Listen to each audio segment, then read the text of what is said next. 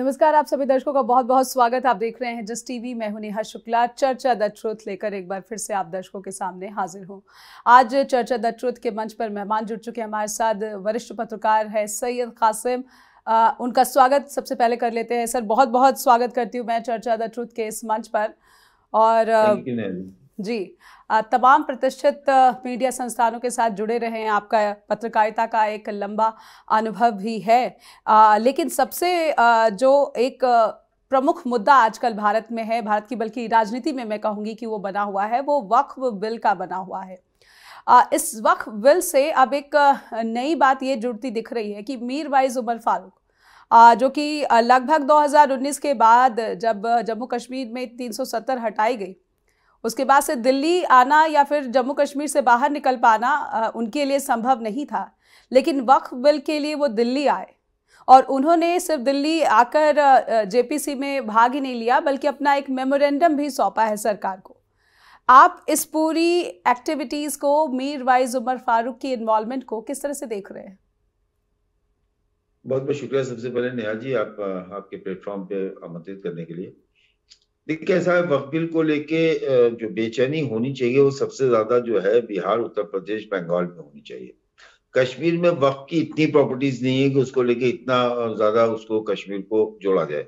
हाँ, ये जरूर है कि चूंकि कश्मीर एक हिस्सा ऐसा है कि जिसकी थोड़ी सी छोटी सी भी गतिविधि हमको बड़ी लगती है। मीरवाइज लखनऊ की बैठक में भी नहीं आए थे जबकि जेपीसी के मेंबर थे, लेकिन अब वो दिल्ली आए। कब आए? जब जेपीसी की मीटिंग में आरोप लगा है कांग्रेस की तरफ से कि जगदम्बिका पाल जो चेयरमैन है, उन्होंने किसी की कॉल आने के बाद विपक्षी सदस्यों को निलंबित करने का सिलसिला शुरू किया जी। उसके बाद वो आए दिल्ली। अब दिल्ली में आके उन्होंने अपनी चिंता जाहिर की, मेमोरेंडम दिया। उसकी वजह है जी, देखिए, ऐसा है कि सरकार की मंशा और नियत जो है उस पर शक तब होने लगता है लोगों को जब किसी भी चीज को बहुत ही जल्दबाजी में फौरन फौरन किया जाता है। हमने जेपीसी तमाम देखी हैं, आपने भी देखी हैं, लंबा आपका अनुभव है मीडिया का। और जेपीसी में बहुत ही चीजों को इतना फसाद होते हुए हम लोगों ने जेपीसी में नहीं देखा है। पिछली बार आपने देखा कि बंगाल के जो सांसद से उनके साथ किस तरह से उन्होंने मारपीट तक की नौबत आ गई। उसके बाद अभी हमने फिर देखा जेपीसी। ये जेपीसी की बैठक हो रही है, जब ना कि पार्लियामेंट की बैठक हो रही है जिसमें बिल में आ जाइए और चीखने चिल्लाने लगे। जेपीसी में आदमी अपना पक्ष रख रहा है, उसका पक्ष लीजिए, आप उस पर अपना काउंटर कीजिए, जो फैसला करना है वो तो सरकार को करना है जी। लेकिन पक्ष लेना और पक्ष कोई डॉक्यूमेंट है उसको अगर सबमिट किया जा रहा है तो सबमिशन में किस तरह की आपत्ति, यहाँ पे जो है मंशा जो है वो उस पर शक लोग जाहिर करते हैं जी। मुझे लगता है कि मीरवाइज फारूक के दिल्ली आने का असर तो जरूर पड़ेगा, क्योंकि प्रधानमंत्री मोदी, अमित शाह या भारतीय जनता पार्टी की वर्तमान सरकार जो केंद्र की एनडीए सरकार जिसे कहा जाता है, लेकिन ऑन पेपर का जो है वो एनडीए है, लेकिन आप कार्यशैली में देखिएगा तो बीजेपी की सरकार है जी। तो उससे कुछ ना कुछ तो अब मीरवाइज के जरिए लिया जाएगा और उसके बाद ये कहा जाएगा उनको सुना गया, समझा गया और कश्मीर की उसका ध्यान रखा गया। तो ऐसा कुछ देख रहे हैं हम और आप कि ऐसा कुछ हो सकता है। लेकिन जो अभी तक का परिदृश्य है उसमें आज कांग्रेस का, मेरे पास अभी थोड़ी देर पहले अभी चर्चा में आने से पहले मेरे को व्हाट्सएप आया उनका जो उनकी विज्ञप्ति है, जिसमें वो कह रहे हैं कि साहब ऐसा है कि अगर विपक्षी सांसदों को निलंबित करके जेपीसी की मीटिंग के बाद मीटिंग में और उसके बाद बिल अगर रख दिया जाता है तो ये एक तरह से ये माना जाएगा कि सरकार बिल को लाना नहीं चाहती है, बिल को समझना नहीं चाहती है, बिल को समझाना नहीं चाहती है, केन उसे पास करना चाहती है। नहीं, पर ये आरोप को आधार कैसे मिलेगा सर? अगर ये सरकार की नीयत यही होती तो वो जेपीसी का गठन ही नहीं होता और ना ही इसमें विपक्षी सांसदों को जो है सदस्य बनाया जाता। बहुमत उसके पास, एनडीए के पास पहले से है। तो फिर अगर जेपीसी के पास भेजा गया है तो वाइड कंसल्टेशंस के लिए, कॉन्वर्सेशंस के लिए है, डिस्कशंस के लिए, बैठकों के लिए है। तो इस आरोप को किस तरह से आप देख रहे हैं? कितना मजबूत है ये आरोप? देखिए, ऐसा है, मजबूत इसलिए लगता है कि जेपीसी का गठन मोदी के कार्यकाल में पहली बार हुआ है। मोदी के 2 कार्यकाल में तमाम बिलों के लिए हंगामा हुआ, सदन स्थगित रहा, सदन की बैठकें नहीं हो पाई, लोग चिल्लाते रहे, लेकिन कोई बिल जेपीसी में नहीं गया। ये बिल जेपीसी में गया है आफ्टर चंद्रबाबू नायडू। जब टीडीपी के सांसद ने यह बात कही है सदन के अंदर, तब भारतीय जनता पार्टी को इस बिल को जेपीसी को भेजना मजबूरी था, क्योंकि सहयोगियों की मजबूरी। जी, सहयोगी नहीं, टीडीपी, क्योंकि उसमें नीतीश के सांसदों ने इस तरह की मांग नहीं की थी, तेलुगु देशम पार्टी ने की थी। और तेलुगु देशम पार्टी का इतिहास जो है बहुत, आप अगर देखें तो अपने हित को देखते हुए वो फैसले करते हैं जहां पे उनका हित सुरक्षित हो। ये वही तेलुगु देशम पार्टी है जो भारतीय जनता पार्टी के साथ मिलकर चुनाव लड़ती है और अपने क्या कहते हैं घोषणा पत्र में मुसलमानों के आरक्षण की बात करती है, अपने घोषणा पत्र में किस किस तरह की नौकरियों की बात करती है, कि सारे मुसलमानों से जुड़े मुद्दों की बात करती है। तो वो उनकी अपनी जो सियासी जमीन है, कोई भी जी हम देखते हैं कोई भी सियासी जमात, कोई भी पॉलिटिकल पार्टी अपनी जमीन को दरका के राजनीति नहीं करती है किसी भी मुद्दे पे। तो मुझे लगता है कि ये विपक्ष का आरोप किसी हद तक सही है, क्योंकि इससे पहले हमने 10 साल में बहुत कुछ देखा है, लेकिन कोई भी बिल जेपीसी में नहीं गया।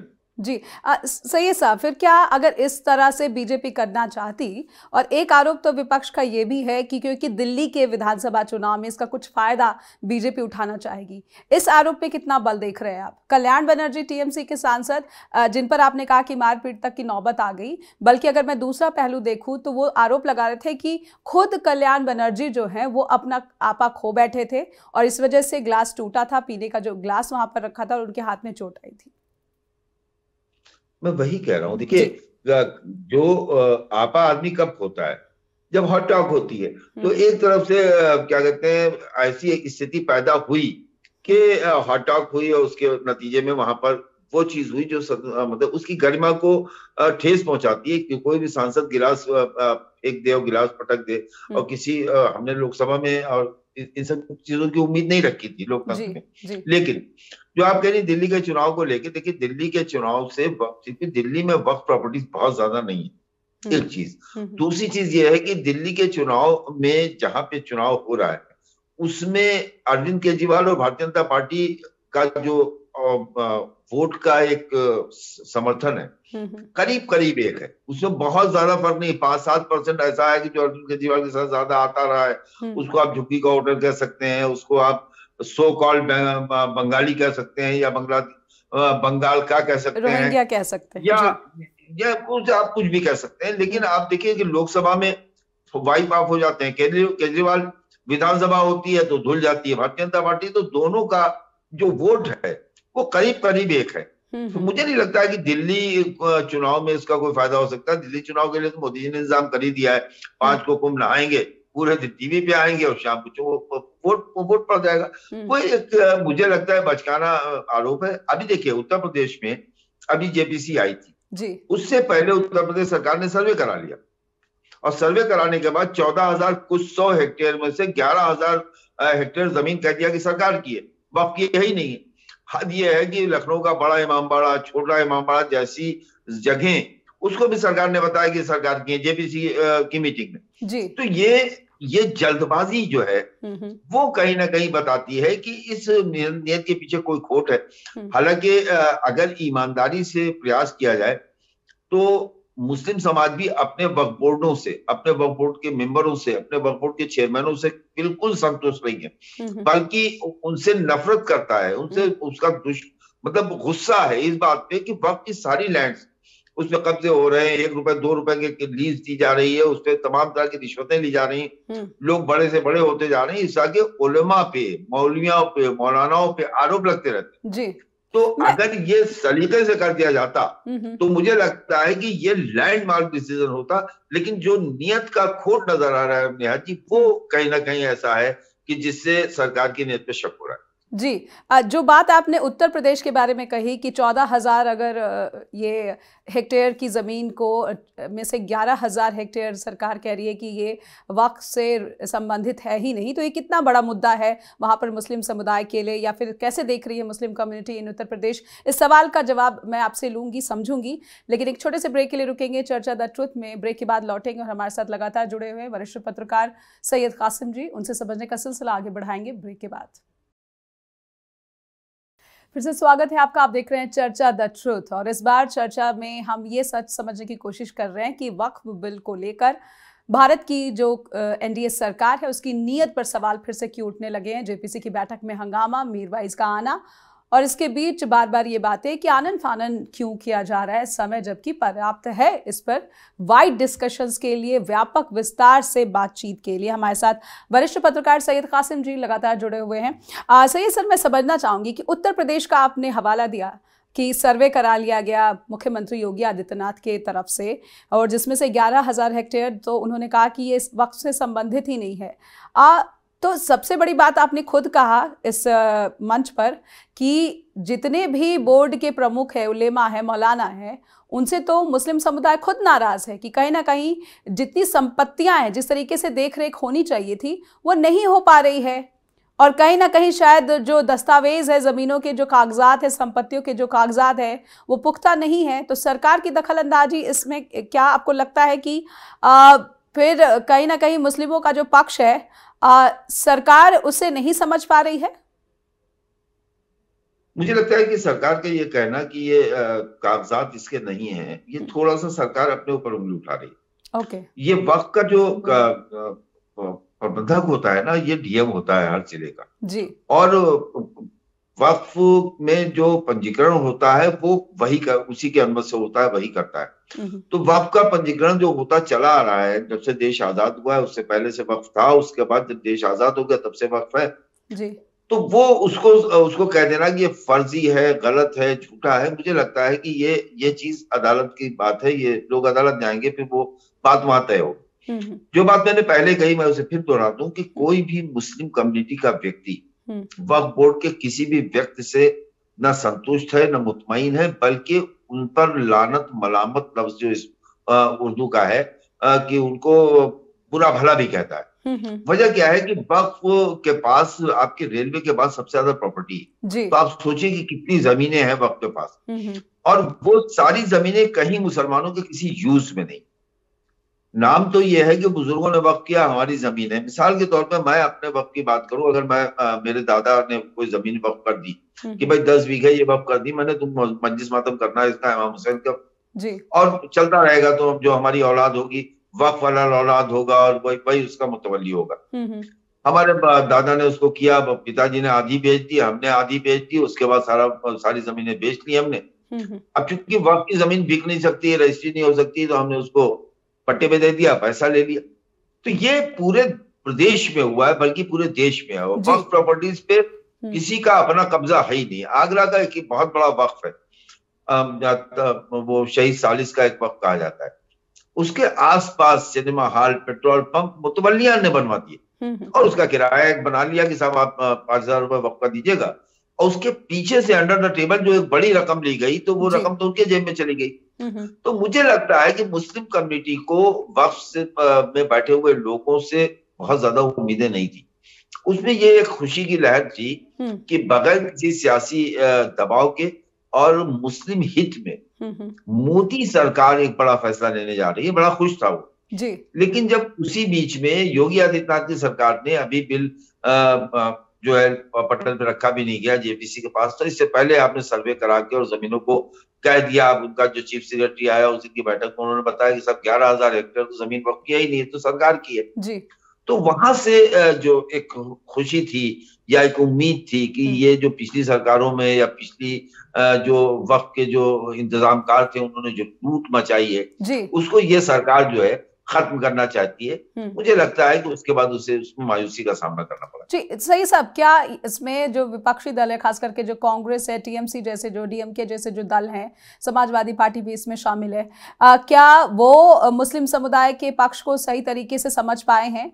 क्या वो उनका सही से यहाँ पर नेतृत्व, या क्योंकि जैसे जिस तरह से जेपीसी की बैठकें हुई हैं, अगर इन बैठकों में मुस्लिम पक्ष का जो मुस्लिम समुदाय का जो पक्ष है, विपक्षी दल के सांसद क्या उचित तरीके से उठा पा रहे हैं? मुझे लगता है असदुद्दीन ओवैसी चूंकि कानून के ज्ञाता है, काबिल आदमी है, उनके और इमरान मसूद के अलावा जी कोई उस पक्ष को टेक्निकली जो तरीका है उस तरह से रख नहीं पाया, जो मेरा अपना एक नजरिया है। मीरवाइज भी नहीं रख पा रहे जी। जो मैंने महसूस किया है वो ये है कि ओवैसी और इमरान मसूद कांग्रेस के सांसद जी, समाजवादी पार्टी ने जिन्हें भेजा है वो सक्षम नहीं है कि उन सब चीजों को उठा सकते। दूसरी चीज ने जी देखिए, जिन पार्टियों का आपने विपक्षी पार्टियों का नाम लिया, उनका काम है एक हल्ला मचा के ये बताना कि हम तुम्हारे साथ, नीदर, इसके अलावा कुछ नहीं। तो वो ये मुस्लिम कम्युनिटीज में बताने के लिए वो पार्टियां क्या टीएमसी, डीएमके या ऑल अपोजिशन पार्टीज की मैं बात कर रहा हूँ, कांग्रेस, वो कांग्रेस हो, समाजवादी पार्टी हो, टीएमसी हो, कोई भी पार्टी हो, AIMIM, सारी विपक्षी पार्टियां जी हंगामा, शोर शराबा, हम मुसलमानों की जमीन जाने नहीं देंगे, वक्त को डूबने नहीं देंगे, एक नारे लगाने जैसा काम कर रही, जो एक तरीका है। तो मैंने महसूस किया कि असदुद्दीन ओवैसी और कांग्रेस के सांसद इमरान मसूद ने बहुत कायदे से, मैं चूंकि उस दिन पूरे दिन जेपीसी की जब बैठक चली, इत्तेफाक से लखनऊ में था, पूरे दिन मैं होटल के आसपास और अंदर बाहर होता रहा, तमाम लोगों से मुलाकात होती रही, जानकारी होती रही, वो खबरें जो कहीं नहीं आई थी वो खबरें मेरे पास थी। तो मैंने इस चीज को महसूस किया कि ईमानदाराना जो कोशिश है वो ओवैसी और इमरान मसूद की तरफ से हो रही, बाकी होती हुई दिखाई नहीं दे रही। और रही विपक्षी पार्टियों की ईमानदारी की बात, अगर विपक्षी पार्टियां ईमानदार होती तो सत्ता में नहीं है। ममता बनर्जी आज भी सरकार में है, अखिलेश यादव के पिता मुलायम सिंह यादव उत्तर प्रदेश की सरकारों में रहे, आजम खां वक्त मंत्री थे, तो आजम खां के वक्त मिनिस्टर रहते हुए अगर वक्त की जमीनें नहीं थी, हाँ कांग्रेस के जमाने में खान साहब थे, वो कर्नाटक वाले जो वक्त मिनिस्टर थे, तो उन्होंने कुछ वक्त के लिए एक सख्तियां की थी कि कोई जमीन बिक नहीं सकती, ट्रांसफर नहीं हो सकती, इस तरह के उन्होंने कुछ रूल्स बनाए थे, और कमिश्नर को जो है बड़े पावर्स दिए थे डीएम के बाद। उसके अलावा वक्त और वक्त एक्ट ये एक अलग कहानी है। वक्त के लोगों को सैलरी उत्तर प्रदेश में 2-2 से 3-3 साल नहीं मिली। आप सोचिए कि इस 3 साल सैलरी ना मिलने के बाद वक्त बोर्ड में काम करने वाले लोग, भाई 1 महीने सैलरी नेहा जी आपकी या हमारी ना आए तो हमारे यहाँ तो बच्चों की फीस और दूध का इंतजाम नहीं होगा जी। और वो कार से ऑफिस आते जाते रहे तो, और उन्होंने नौकरी भी नहीं छोड़ी, तो आप समझ सकते हैं कि वक्त बोर्ड में नौकरी करने वाले लोग कहाँ से लाभान्वित होते हैं और कहाँ से उनको इतना मिलता है कि 3 साल तनख्वाह न मिलने के बाद भी वो खुश खुर्रम रहते हैं और नौकरी छोड़ के कहीं नहीं जाते। तो मैं समझता हूँ कि जो लोग विपक्षी पार्टियां उनको जो है इस मुद्दे पे वो भी उतनी ईमानदार नहीं है। होती तो कम से कम उत्तर प्रदेश के अलावा बंगाल में बहुत बड़े वक्फ है, बहुत जमीनें वक्फ की, तो ममता बनर्जी उन जमीनों पे जिन पे कब्जे थे, जिन पे नाजायज कब्जे थे, जो बेच ली गई थी, जो ट्रांसफर नहीं हो सकती हैं, उनको तो निकाल के मुस्लिम के लिए institute, engineering college, medical college बनवा ही सकती। मुझे लगता है कि ये गाल बजाने वाली एक पुराने में मिसाल कही जाती थी कि अपने गाल खुद बजा लीजिए। पर आपने ओवैसी साहब का नाम लिया, मैं उनसे ही उनके बारे में ही थोड़ा सा आपसे थोड़ा सा और डिटेल में समझना चाहती हूँ। क्या ओवैसी साहब मुस्लिम पक्ष की आवाज़, मुस्लिम समुदाय की आवाज़ समझ पा रहे हैं? सिर्फ ये कहना कि वक्त में ये जो फलाना प्रावधान है ये हो जाएगा तो मुस्लिम पक्ष की संपत्तियों का जो है संरक्षण हो जाएगा, लेकिन वो पूरा का पूरा जो मुस्लिम समुदाय है उस समाज को कितना, उसके हितों के संरक्षण के प्रति काम करते हुए कितने ईमानदार दिखते हैं? मुझे नहीं लगता है कि हैदराबाद के बाहर उनका किसी तरह का कोई वो ऐसा हो कि मुस्लिम समाज के उसके बेचैनी और उसके लिए परेशानी, लेकिन बीइंग मुस्लिम और एक जिस फैमिली से आते हैं और जो उनकी पार्टी का एक जिसको कहिए ना बेस है, जो उनकी पार्टी का सपोर्ट है, वो उसी तरह से कि जैसे भारतीय जनता पार्टी या योगी आदित्यनाथ या असम में बिस्वा शर्मा, अगर वो अपनी पिच बदल देंगे तो उनकी लोकप्रियता में गिरावट आ जाएगी। तो असद ओवैसी के साथ भी वही चीज है कि अगर वो अपने आप को कट्टर नहीं दिखाएंगे तो हैदराबाद से उनकी जमीन खिसक जाएगी, जहां पर जो उनकी जमीन है, जहां से वो खेती पूरे देश में ले जा रहे हैं। तो ये, लेकिन बीइंग पढ़ा लिखा इंसान और बीइंग गुड पार्लियामेंटेरियन, तो उस वजह से वो जो मुद्दों को रखते हैं इस वक्फ बिल के मामले में, जेपीसी हो या अलग हो, वो उसमें वो चीजें होती हैं कि जो हिट नहीं करती हैं, मतलब वो सिर्फ सियासी उसके लिए नहीं है, वो टू द पॉइंट रख रहे थे। तो मुझे लगा कि असदुद्दीन ओवैसी और इमरान उस पक्ष को भी समझना चाहूंगी कि वो जो बातें रख रहे हैं वो कैसे मुस्लिम समुदाय का जो है उसकी संपत्ति का, उससे जो संबंधित जो वहाँ यहाँ पर जमीनें हैं उसका संरक्षण कर सकती हैं, इसको समझूंगी। छोटे से ब्रेक के लिए रुकते हैं यहाँ पर चर्चा द ट्रुथ में। हमारे साथ लगातार बने हुए वरिष्ठ पत्रकार सैयद कासिम साहब, उनसे समझने का क्रम आगे बढ़ाएंगे, लेकिन छोटे से ब्रेक के बाद। फिर से स्वागत है आपका, आप देख रहे हैं चर्चा द ट्रुथ और सैयद कासिम जी हमारे साथ लगातार जुड़े हुए हैं। सर, उस असदुद्दीन ओवैसी की जब बात आती है और जिस उम्मीद की बात आप कर रहे हैं कि वो शायद जो उनकी रिकमेंडेशंस है या फिर उनकी जो सुझाव है कहीं ना कहीं मुस्लिम समुदाय का जो है एक बेहतर प्रतिनिधित्व करता हुआ ज़रूर दिखता है।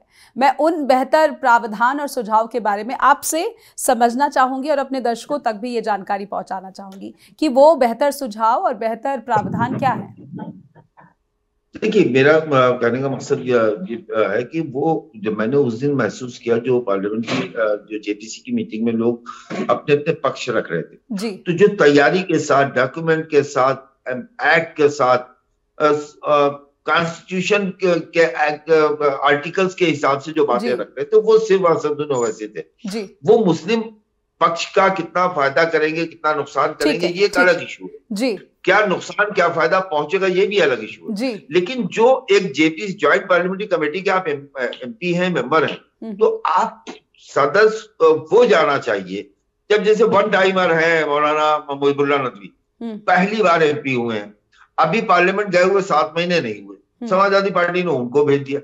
तो ये एक ऐसी चीज है, जानकार होना और जानकार ना होना दोनों में बहुत फर्क। आप अपनी मस्जिद की बात जो है वो जेपीसी में नहीं कर सकते जी। कि हमारी मस्जिद में साहब ये होता था नहीं चलेगा। उसके पीछे लॉ क्या कहता है, कानून क्या कहता है, नियम क्या कहता है, ये अहम चीज है। इसीलिए ज्वाइंट पार्लियामेंट्री कमेटी बनाई गई। तो वो मैं ये कह रहा हूं कि ईमानदार नहीं है पार्टियां कि उन्होंने जेपीसी में अच्छे सदस्य भेजे हों जो जानकार हो, चीजों को रख सकें। जस्ट फॉर द प्रेजेंस, अपनी वहां पर एक उपस्थिति दर्ज कराने के लिए समाजवादी पार्टी ने अपने फर्स्ट टाइमर सांसद को जेपीसी की बैठक में शामिल होने या सदस्य बनने के लिए नामित कर दिया। आप ये कहना चाह रहे हैं?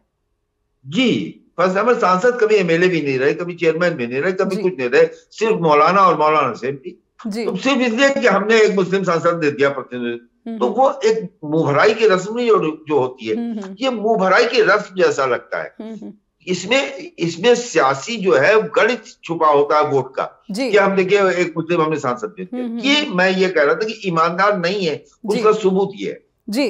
एक मीरवाइज उमर फारूक का जो मेमोरेंडम है, इन्होंने जो है 6 पॉइंट मेमोरेंडम जो है जेपीसी को सौंपी है। इसमें ये कहते हैं कि आर्टिकल 25 जो है इंडियन कॉन्स्टिट्यूशन का, इसके अनुसार मुस्लिम पर्सनल लॉ का भी जो प्रपोज अमेंडमेंट्स है वक्फ बिल के, मुस्लिम पर्सनल लॉ का भी उल्लंघन करता है। मीरवाइज उमर फारूक का ये कहना है। आपने भी ये जो वक्फ अमेंडमेंट बिल आया है, मुझे यकीन है कि आपने इन अमेंडमेंट्स को ज़रूर गौर से देखा होगा, इस पर एक डीप एनालिसिस भी आपने किया होगा। तो मैं आपसे समझना चाहती हूँ, क्या ये मुस्लिम पर्सनल लॉ जो है उसका सीधा सीधा वायलेशन करता है? आप ये बताइए कि वक्फ बिल के फौरन बाद दूसरा बिल कौन सा आना है? यूसीसी 29 तारीख को उत्तराखंड में लागू हो जाएगा, इसी 29 को जी। तो इसके बाद यूसीसी आना, तो मुस्लिम पर्सनल लॉ जो है, ये मुस्लिम पर्सनल लॉ आया कब है? इसमें अमेंडमेंट कब हुआ है? इसमें अमेंडमेंट राजीव गांधी ने किया है। देखिए, कॉन्स्टिट्यूशन का कोई भी आर्टिकल वो अगर संशोधित हुआ है, उसका संशोधन हुआ है, तो फिर उसके बाद क्या है, ये देखने वाली बात है। आप बात मुस्लिम पर्सनल लॉ की कर रहे हैं, उमर जो है, मीरवाइज उमर फारूक, ये पर्सनल लॉ कितने दिन टिकेगा भाई? जब यूसीसी उत्तराखंड में 29 तारीख को लागू हो जाएगा, पार्लियामेंट में बिल आ चुका है, उसका एक सांसद ला चुके हैं अपना क्या कहते हैं पर्सन जो रखा जाता है, इसके बाद यूसीसी। तो अब आप जिस एक पॉइंट की बात कर रहे हैं वहां तो पूरे पर्सनल लॉ की बात है, वो भी चेंज होगा, यूसीसी आएगा। तो ये मेरा फिर वही कहना है कि यहाँ पर हर व्यक्ति उसका ये बात ओवैसी ने नहीं कही, तो मैं वही कह रहा हूं कि ऐसे बिंदु को रखना जी, जिसकी खुद की अभी गारंटी नहीं कि कितने दिन रहेगा, तो वो बिंदु कितनी देर टिकेगा जी। तो ये सारे जो सुझाव हैं जो मीरवाइज उमर फारूक ने 6 पॉइंट मेमोरेंडम जो जेपीसी को सौंपा है, ये जो सुझाव है, ये भी जो है डीप एनालिसिस इसके पीछे नहीं दिखता है। इसके पीछे जो है एक जो है वाइड एंगल का जो है एक ना ही विजन दिखता है, ना ही रिप्रेजेंटेशन दिखता है मुस्लिम कम्युनिटी का, क्योंकि मीरवाइज उमर फारूक जो हैं खुद कहते हैं कि वो कई मुस्लिम रिलीजियस बॉडी का जो है वो नेतृत्व कर रहे हैं, खास करके जम्मू कश्मीर एक स्टेट जहाँ पर मुस्लिम आबादी जो है उसकी संख्या ज़्यादा है, मुस्लिम बहुल राज्य है वो भारत का। तो ऐसे में क्या वर्तमान के भारत में, या मैं अगर पहले भी जानना चाहूं, तो क्या भारत का जो मुस्लिम समुदाय है, मुस्लिम समाज है, क्या उसके पास उसका नेतृत्व करने के लिए लीडरशिप की एक क्राइसिस आप देख पा रहे हैं? मैं क्राइसिस नहीं देखता हूँ। ये हिंदुस्तान के मुसलमानों का एक तरीका रहा है कि सन 52 से इलेक्शन जब से शुरू हुए हैं, मुस्लिम कम्युनिटी ने नॉन मुस्लिम्स को ही अपना हमदर्द माना और इसी को इलेक्ट किया। वो नेहरू से लेके आप चली आइए आज तक, तो मुस्लिम कम्युनिटी उसके साथ खड़ी हो जाती है। जो नाम आज अखिलेश यादव 8% वोट उनका अपनी बिरादरी का या उनकी कम्युनिटी का है यादव, वो मुस्लिम के 20% वोट के उनके साथ खड़ा होता है, क्योंकि वो मुस्लिम नहीं है। कहाँ है मुस्लिम लीडरशिप? इसी तरह बंगाल में यूपी से ज्यादा मुस्लिम है। बंगाल में लीडर उनकी ममता बनर्जी है। बिहार आइएगा तो उनका लीडर लालू प्रसाद यादव है, या नीतीश कुमार है, या रामविलास पासवान थे, या XYZ कोई भी। तो यहाँ पर कभी मुस्लिम लीडरशिप जैसी कोई बात 52 के बाद से, आजादी के बाद से, कॉन्स्टिट्यूशन आने के बाद से मुस्लिम लीडरशिप जैसी बात तो हम लोगों ने नहीं देखी है, और ना आज है और ना कल होती हुई दिखाई दे रही है। मुस्लिम्स का जो एक रुझान होता है, अब आप देखिए एक असेंबली का इलेक्शन अभी हुआ कुंदरकी का। कुंदरकी के मुसलमानों ने वहां के बीजेपी के कैंडिडेट को इतना वोट दिया कि इतिहास में भारतीय जनता पार्टी का कभी कोई वहां से एक बार यही कैंडिडेट जीते थे, अब की वो 1 लाख से ऊपर वोटों से जीत गए। तो वो उसके लिए मुस्लिम शर्त नहीं, उसको लगता है कि ये आदमी ईमानदारी के साथ हमारी धार्मिक, सामाजिक और राजनीतिक जरूरतों में हमारे साथ खड़ा होगा, हमारा विरोध नहीं करेगा, तो उसके साथ हो जाता है। वो अलग बात है कि वो उसके बाद ठगा जाए, उसकी वो जरूरतें पूरी ना हो। 50 साल कांग्रेस के साथ वो रहा, लेकिन कांग्रेस की ही सच्चर कमेटी कहती है कि मुसलमानों की हालत इस देश में दलितों से बदतर है। तो ये आईना तो उन्हीं की जो कमेटी बनाते हैं वही दिखाती। मुझे लगता है कि अब कश्मीर में कोई दूसरा ऑप्शन है नहीं, क्योंकि वहां पर मतलब जम्मू में तो कश्मीर में तो मुस्लिम के अलावा कोई है ही नहीं, तो क्या करेगा? तो उसमें भी कुछ देखता है कि कोई, जो आप देखिए इतने हार्ड लाइनर थे कश्मीर के, इतने हालात खराब थे, लेकिन वहां जीता वो था जो सॉफ्ट लाइनर। वहां हार्ड वाले जो है इलेक्शन नहीं जीत पाते थे। अब इस JPC में शियों का जो है रिप्रेजेंटेशन ही नहीं है, जबकि शिया MP जम्मू से, कश्मीर से है मौजूद। शिया MP होना चाहिए, नहीं है। जबकि शिया वक्फ बोर्ड जो है अपने आप में बड़ा ताकतवर बोर्ड है। तो मुझे लगता है कि कहीं ना कहीं इसमें सरकार ने जल्दबाजी की, और विपक्ष ने भी ईमानदारी से इसमें अपने सांसद भेजने का काम नहीं किया। जी बिल्कुल। तो विपक्ष के भी जो दल हैं वो मुस्लिम समुदाय का जो है एक बेहतरीन प्रतिनिधित्व कर रहे हैं, इस पर भी आपको शक है? एक छोटा सा ब्रेक लूंगी सईद साहब, इससे पहले कि एक और सवाल आपसे समझूं। एक ब्रेक के बाद लौटते हैं। लगातार जुड़े रहिए चर्चा द ट्रूथ के साथ। फिर से स्वागत है, चर्चा द ट्रूथ देख रहे हैं आप। हमारे साथ सैयद कासिम साहब लगातार जुड़े हुए हैं, वरिष्ठ पत्रकार हैं। वक्फ बिल और इसके पीछे भारत की NDA सरकार की क्या नीयत, विपक्षी दलों की क्या नीयत, इसी को समझने की कोशिश हम आज कर रहे हैं। सच समझने की कोशिश कर रहे हैं कि भारत में मुस्लिम पॉलिटिक्स जो है, मुस्लिम कम्युनिटी की जो पॉलिटिक्स है वो किस दिशा की तरफ आगे बढ़ रही है, या फिर जो कहा जाता कि वक्फ की जो प्रॉपर्टीज हैं क्या उनको लेकर ये सारी जो है रस्साकशी या खींचतान देखने को मिल रही है। हमारे साथ सैयद कासिम साहब, फिर से स्वागत करती हूँ मैं आपका चर्चा द ट्रूथ के मंच पर। मैं बिहार लेकर जाना चाहूंगी। आपने TMC के भी जो है इंटेंशंस है उस पर जो है सवाल उठाए हैं। मैं बिहार, क्योंकि नीतीश लगातार बिहार की राजनीति में गहरा प्रभाव और एक, बल्कि मैं कहूंगी वर्चस्व उनका जो है बना हुआ है। अगर बिहार में कोई शोर शराबा, कोई हल्ला हंगामा नहीं है, जैसा कि आपने कहा कि TDP, चंद्रबाबू नायडू की जो पार्टी है, उनका असर दिखा इस JPC के गठन के बीच, लेकिन बिहार एक ऐसा स्टेट है, प्रदेश है, जहां पर इलेक्शंस आने वाले हैं। दिल्ली के बाद अगला नंबर बिहार का है। ये एक बड़ा मुद्दा होना चाहिए JDU के लिए, लेकिन नहीं बन पाया।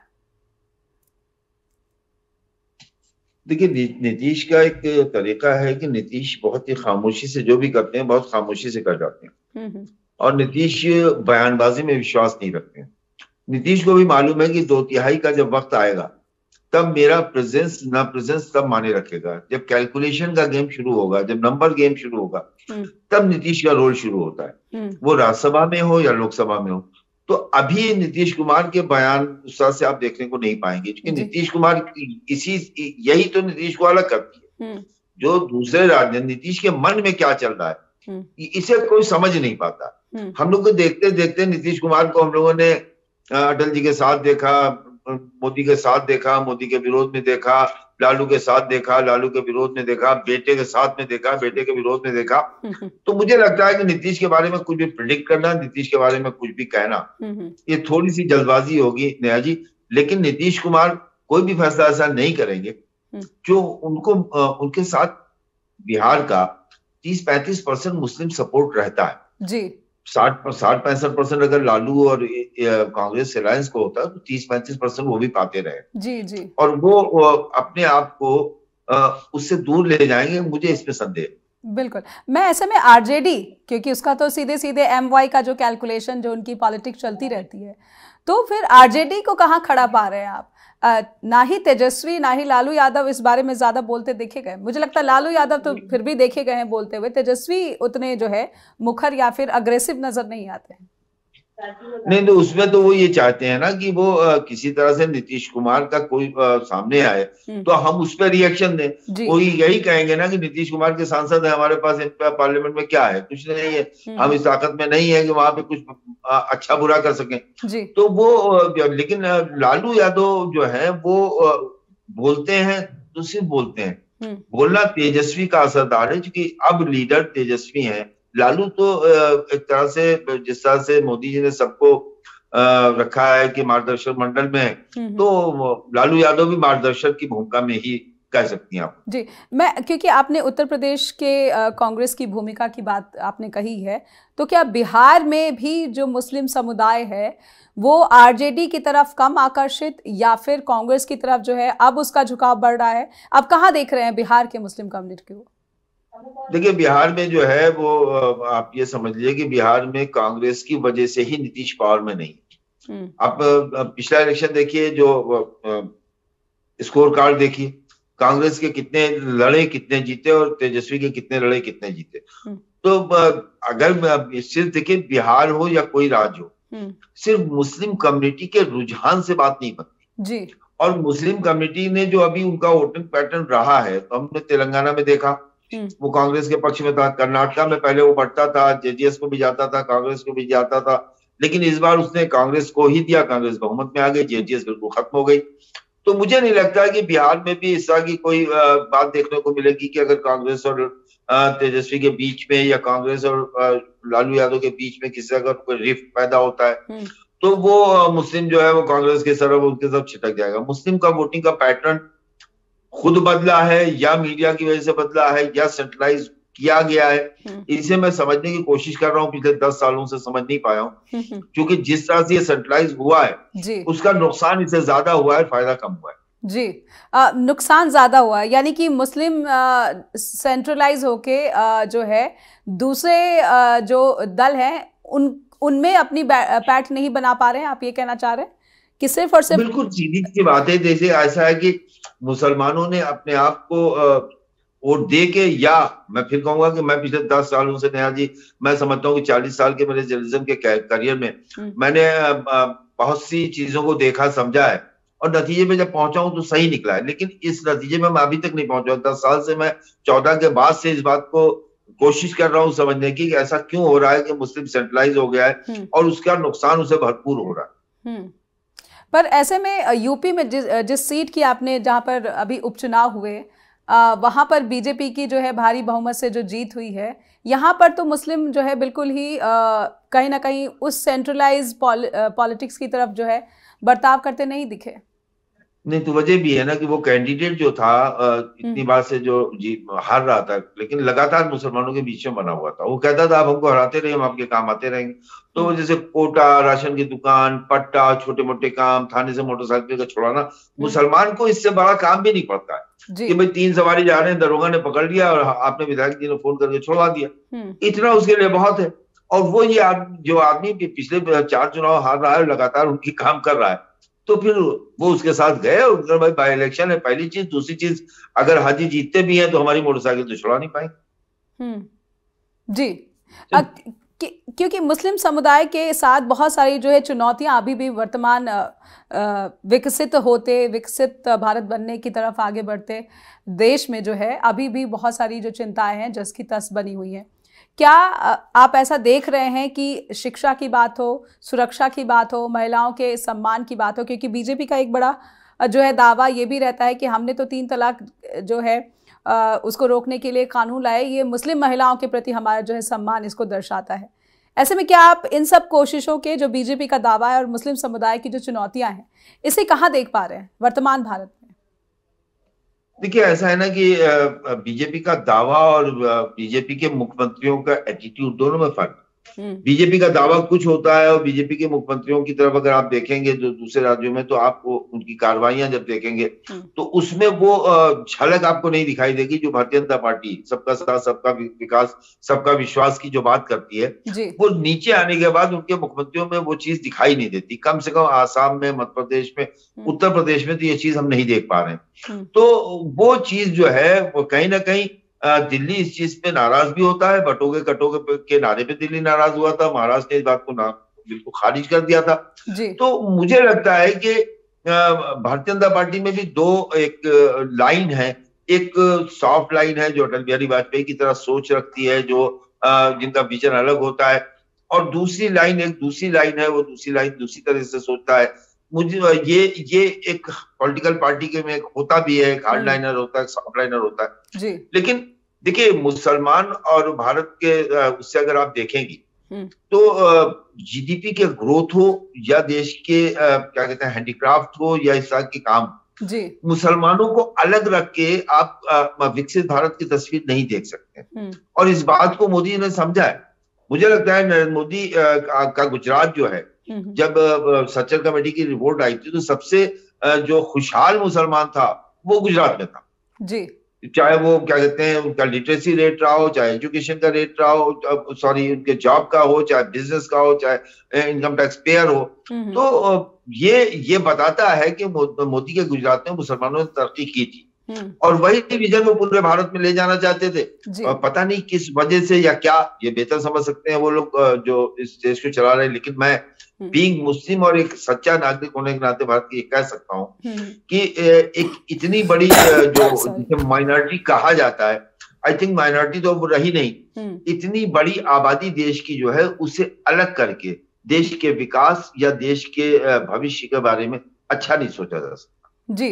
पर क्या अभी भी, मैं दोबारा से एक छोटी सी टिप्पणी ही सही लेकिन वक्फ बिल को लेकर आपसे जरूर लूंगी कि वक्फ बिल से उम्मीद ये मोदी सरकार के प्रति आपकी बनी हुई है कि जो भी एक कंप्लीट मसौदा बनकर इस जेपीसी से बाहर आएगा, जो उनके रिकमेंडेशंस होंगे, वो कहीं ना कहीं वक्फ और मुस्लिम समुदाय दोनों के हितों का पूरा ध्यान रख पाएंगे?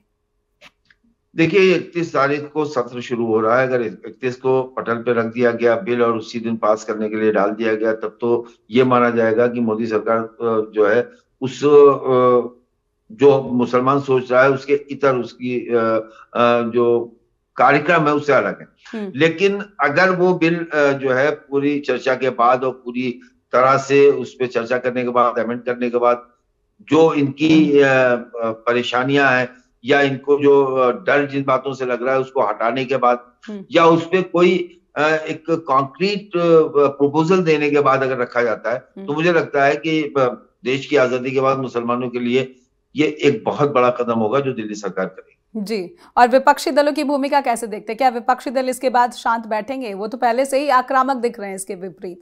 मेरे दोस्त हैं अनुपम मिश्रा जी, उनका कहना है कि अगर आज की तारीख में मुसलमान ना हो तो विपक्षी पार्टियों की जो है रोजी रोटी बंद हो जाएगी जी। कांग्रेस की कहेंगे आप कि कांग्रेस की रोजी रोटी बंद हो जाएगी? अब कांग्रेस के साथ भी अगर आप देखें तो कांग्रेस के साथ वो जनाधार जो कांग्रेस के साथ होता था वो तो नहीं है। मिसाल के तौर पर इस सेंट्रलाइज मुस्लिम कम्युनिटी का फायदा, सबसे ज्यादा बड़ा फायदा तो कांग्रेस को हुआ है। अगर आप नेशनल पार्टी है, पूरे देश में है जी। तो जहां पे दूसरी पार्टियां नहीं है, अब जैसे आंध्र प्रदेश है या तेलंगाना है जी, या केरल है जी। अब जैसे राहुल गांधी को लड़ना हुआ तो वो वायनाड गए, प्रियंका गांधी को लड़ना हुआ तो वायनाड गए जी। तो ये उनको ये भरोसा है कि मुसलमान और क्रिश्चियन यहाँ हैं, जीत ही जाएंगे। रिस्क अगर नहीं लेना है और पार्लियामेंट तक आना है तो उसके लिए मुसलमान जो है सबसे आसान सीढ़ी है, जबकि वहां से होने वाला मुस्लिम सांसद उसकी सदस्यता जो है खत्म हो गई, चूंकि आपने उसकी सीट छीन ली तो एक लोकसभा में मुस्लिम प्रतिनिधित्व कम हो गया। मैं ओवैसी की एक बात और पसंद करता हूँ, वो कहते हैं ना कि कयादत आपकी ली जा रही है, तो ये लीडरशिप ही है। जैसे वायनाड में आप पहुंच गए, आपने मुसलमान हटा दिया। अखिलेश यादव आजमगढ़ पहुंच गए, डम्पी और मोहसिन किदवाई की सीट थी वो उन्होंने वहां ले ली। मुलायम सिंह बदायूं पहुंच गए, सलीम शेरवानी से ले ली। तो ये राम क्या कहते हैं, मुरादाबाद मुसलमानों की सीट थी, रुचि वीरा को भेज दिया गया। असल रिप्रेजेंटेशन जो मुस्लिम कम्युनिटी का है वो विपक्षी दल नहीं कर पा रहे। ये कुल एक निचोड़ मैं कह सकती हूँ कि चर्चा द ट्रुथ का ये जरूर निकल कर आया है। समय समाप्त हो गया सैयद, अगर आप कुछ फाइनल कमेंट करना चाहते हैं, लेकिन समय समाप्त हो गया। आप बिल्कुल सही कह रही हैं कि ये कंक्लूजन आपका जो है यही सच है। ठीक है, बहुत बहुत धन्यवाद आपका कि आप आए और अपने वक्त दिया, चर्चा द ट्रुथ के साथ जुड़े। उम्मीद करती हूँ कि दर्शकों को आज की इस चर्चा से बहुत ज़्यादा स्थिति स्पष्ट हुई होगी कि चाहे भारत की एनडीए सरकार हो या फिर विपक्षी दल, वास्तव में मुस्लिम समुदाय के हितों के संरक्षण की बात कौन करता दिख रहा है। बहुत बहुत धन्यवाद। फीडबैक अवश्य भेजिए info@justbroadcasting.com या फिर neha@justbroadcasting.com पर भी ईमेल भेज सकते हैं। अपना ख्याल रखिए, लगातार जुड़े रहिए जस्ट टीवी पर। नमस्कार।